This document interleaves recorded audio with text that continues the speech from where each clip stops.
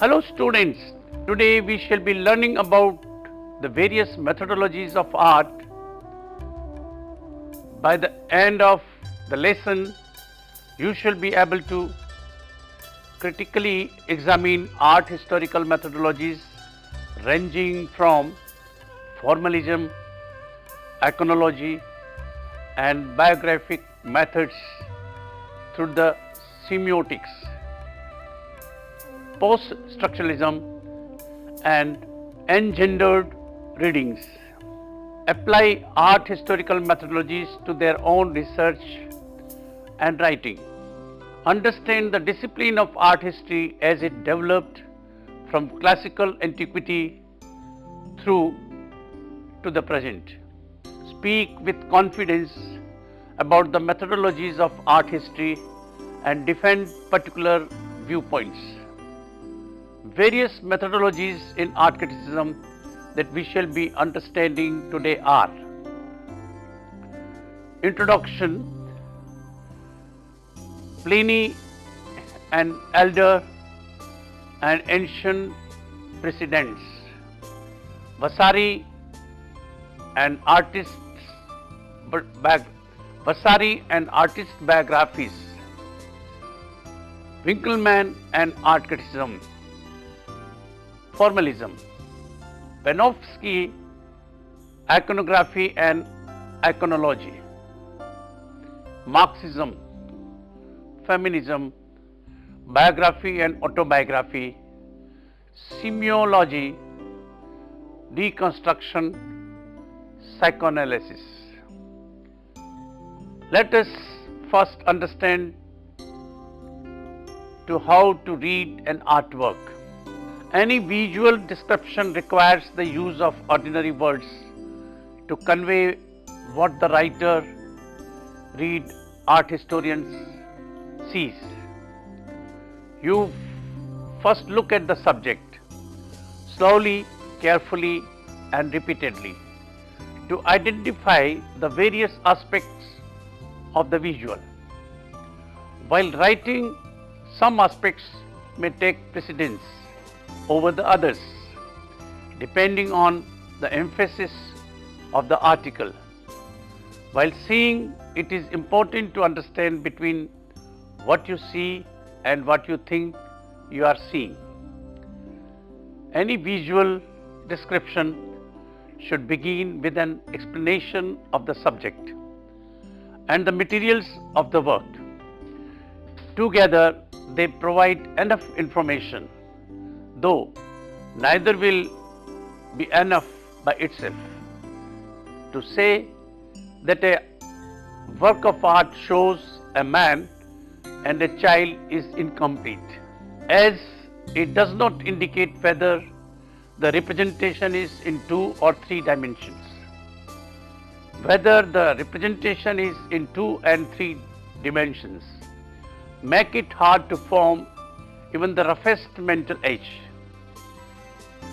On the other hand, if the writer says that the work is a life-size sculpture of a man and a child, the reader can begin to imagine what it might look like and ask more questions. A traditional work of art is, first of all, a physical object. The material or materials used may not be possible to identify by just looking. Perhaps they look like something they are not, or the surface and the texture have been obscured by layers of paint. In cases like these, the correction identification can be brought to the attention of the reader, but not as a part of what anyone can see. This is an instance of knowing being different from seeing.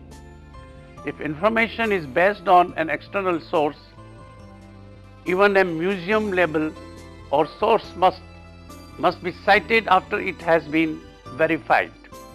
Many mistakes get repeated as facts by people who did not bother to check them. The size of a work is always crucial. The effect made on a viewer by an object that can be held in the hand compared to a billboard that covers the side of a building is not different as to make any similarities seem almost inconsequential. The first demands a very intimate relationship with careful and close looking to see what it is there. The other must be seen from a distance and may contain details that are too small to be comprehensible. Scale also influences the design of a work. Since the same composition, colors and methods of making rarely transfer effectively from a small format to a very large one or vice versa. This is another reason why size must be considered in a visual description. Color matters, even if it is not part of the subject. It influences the way we look at it. Bright colors catch our eye before dark ones, and even subtle changes may matter a great deal. As a term, art history, also a history of art, encompasses several methods of studying the visual art in common use, referring to works of art and architecture. Aspects of discipline overlap. As the art historian Ernst Gombrich once observed, the field of art history is much like Caesar's Gaul, divided in three parts, inhabited by three different, though not necessarily hostile, tribes: connoisseurs, the critics, and the academic art historians.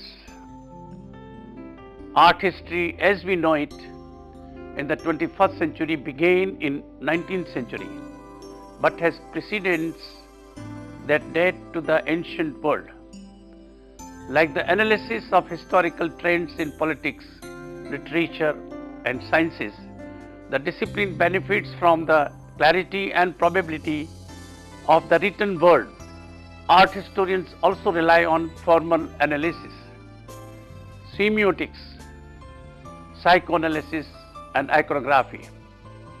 Advances in photographic reproduction and printing techniques after World War II increased the ability of reproductions of artworks. Such technologies have helped to advance the discipline in profound ways, as they have enabled easy comparisons of objects. The study of visual art thus described can be a practice that involves understanding context, form, and social significance. The complexity of images has led to the development of various interpretive approaches to the visual arts. Principal among these so-called methodologies of art historical analysis are formalism, iconography and iconology, Marxism, feminism, biography and autobiography, semiology and deconstruction, and psychoanalysis. Generally, art historians approach works using some combination of these methods. In Pliny the Elder's Natural History, circa AD 77 and 79, you will find the first writings on art by Xenocrates of Sicyon, circa 280 BC, a Greek sculptor who is also perhaps the first art historian.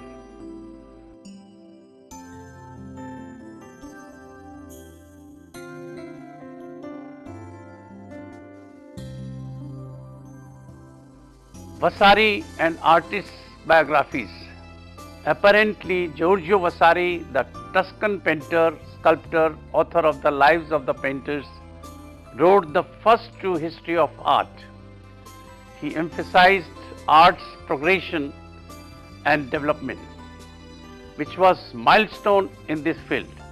His was a personal and historical account featuring biographies of individual Italian artists, many of whom were his contemporaries and personal acquaintances.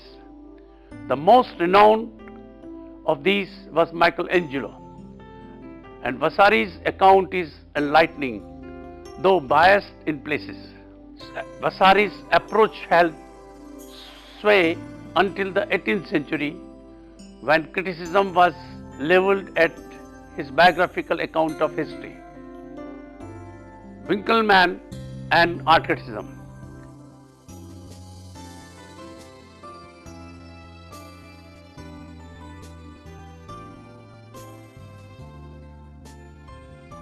Scholars as John Josium Winckelmann 1717 to 1768 that the real emphasis in study of art should be the views of the learned beholder and not the unique viewpoint of the charismatic artist.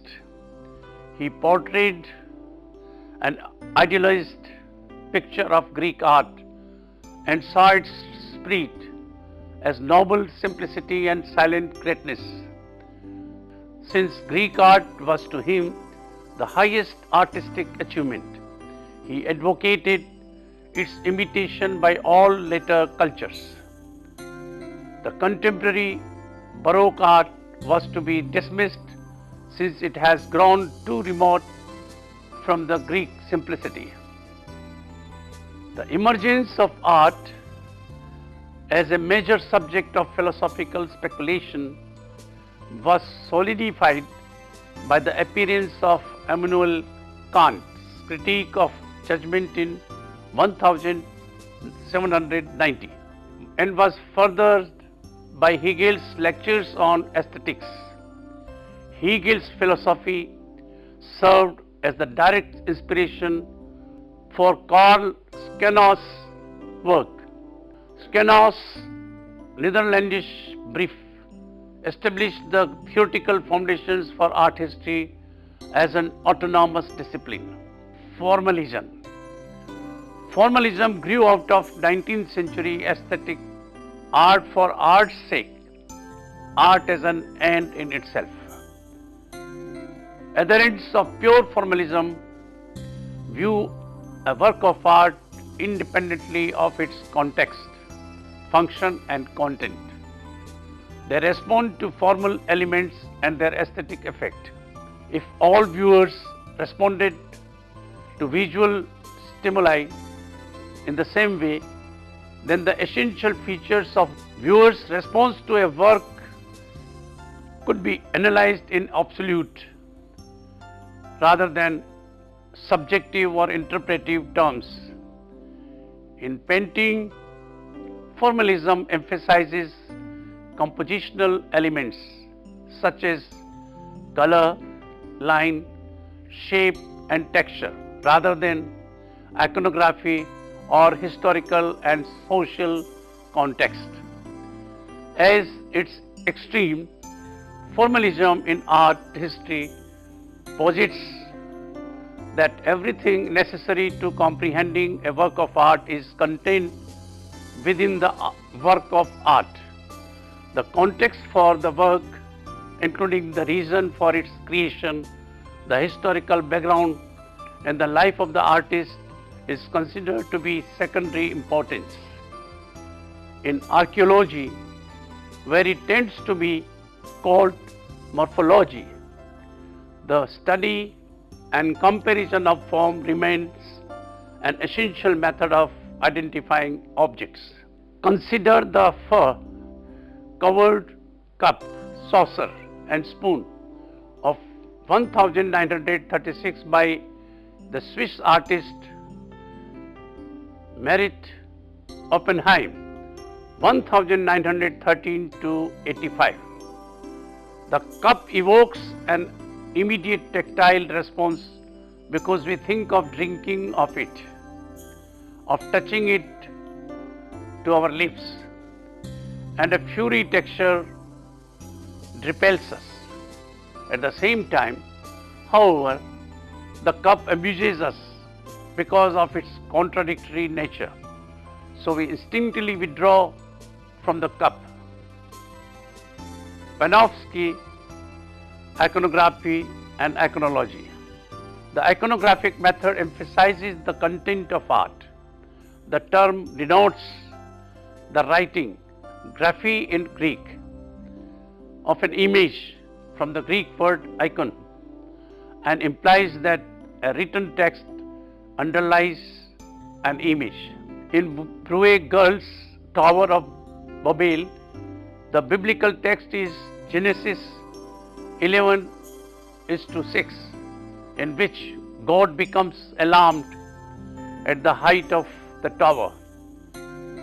He fears that the builders will invade his territory and threaten his authority. The iconographic elements of Bruegel's picture include the tower as well as the figures and other objects depicted.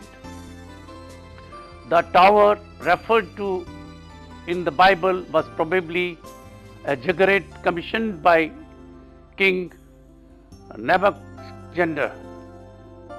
Commissioned by the king Nebuchadnezzar of ancient Babylon, who is depicted with his entourage at the lower left of the picture. He has apparently come to review the progress of the work, which, according to the text, is about to stop. Bruegel shows this by downward pull at the center of the tower that makes it seem about to cave in. He also refers to God's fear that the tower will reach into the heaven by painting a small white cloud overlapping the top of the tower. The cloud heightens dramatic tension by referring to the divine retribution that will follow.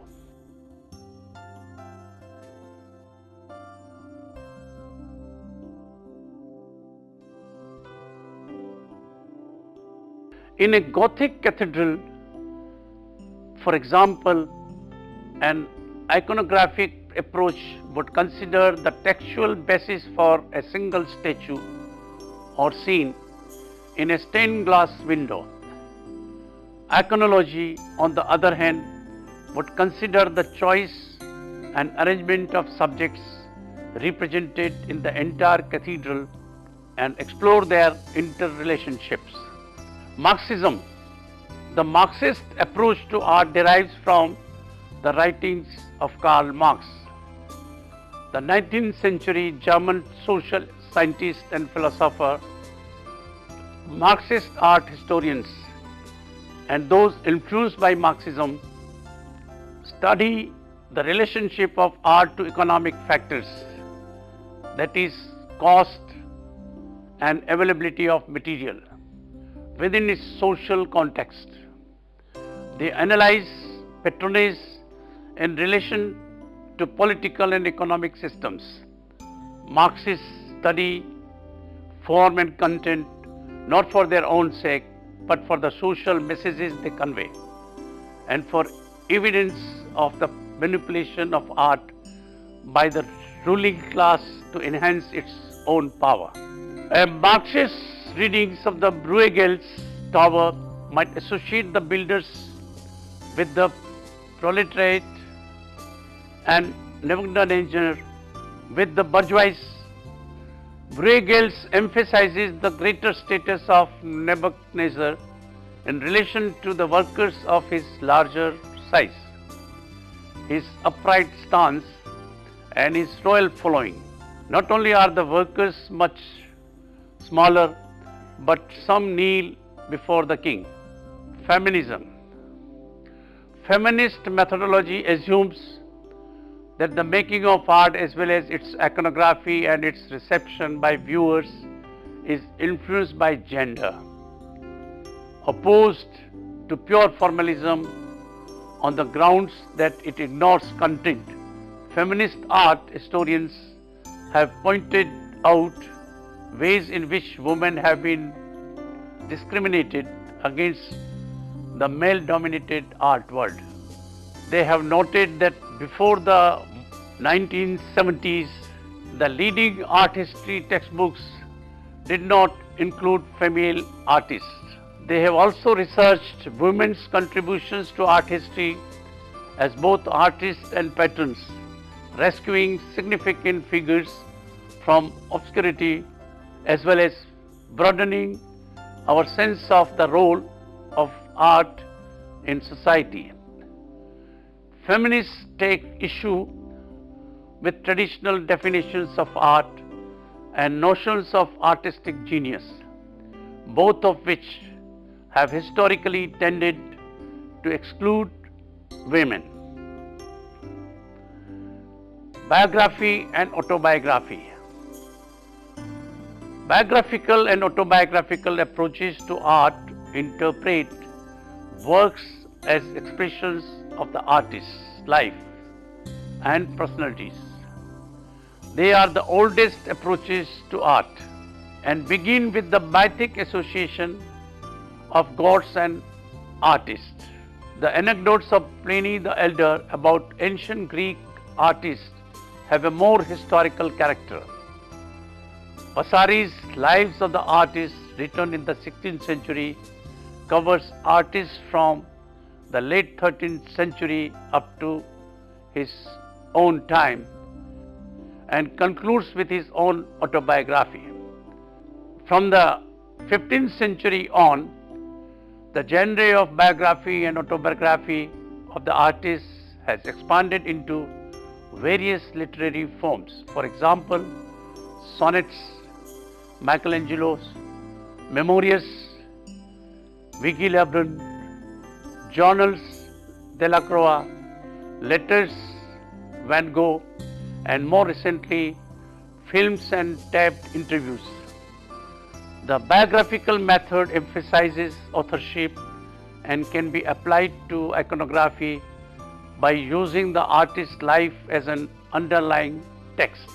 Vincent van Gogh's self-portrait before his easel is one of the many self-portraits that reflect the artist's inner conflicts through the dynamic tension of line and color. Semiology. Semiology, the science of science, includes structuralism, post-structuralism, and deconstruction. Structuralism developed from structural linguistics in the late 19th and early 20th centuries as an attempt to identify universal and meaningful patterns in various cultural expressions.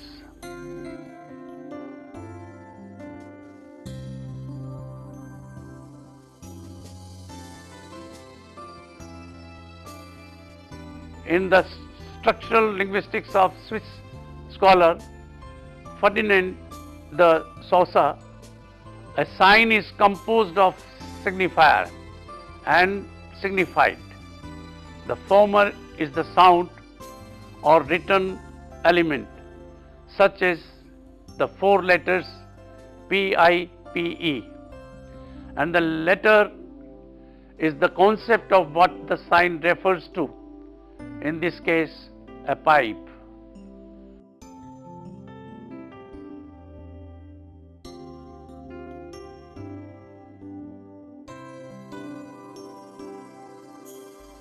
Deconstruction.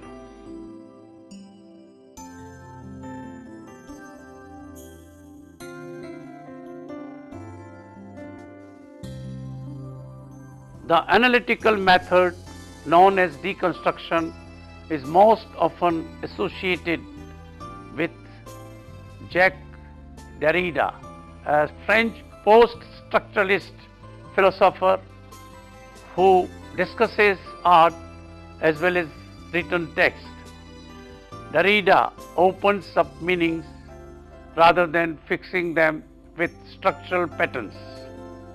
But he shares with the structuralist the notion that a work has no ultimate meaning conferred by its author.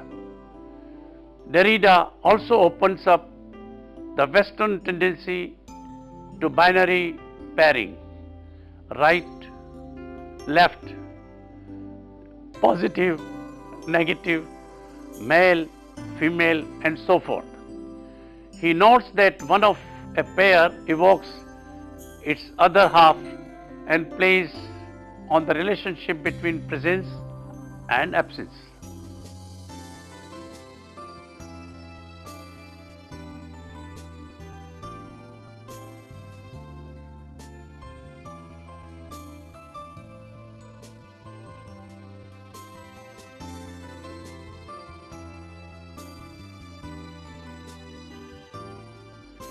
Psychoanalysis. The branch of psychology known as psychoanalysis was originated by Austrian neurologist Sigmund Freud in the late 19th century.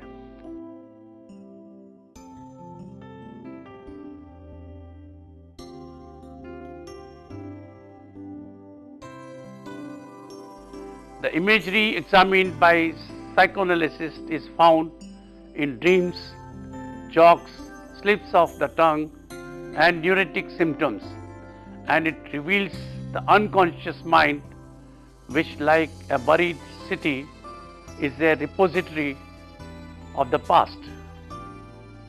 In a work of art, personal imagery is reworked into a new form that speaks to a cultural audience. It thus becomes part of a history of style. And for semioticians of sign, psychoanalysis has been applied to art in different ways. According to the classical psychoanalysis, works of art, sublimations of instinct, through which instinctual energy is transformed by work and talent into aesthetic form. The ability to sublimate is one of the main differences between humans and animals, and it is necessary for creative development in any field, because art is expressive. It reveals aspects of the artist who creates it, of the patron who funds it, and of the culture in which it is produced.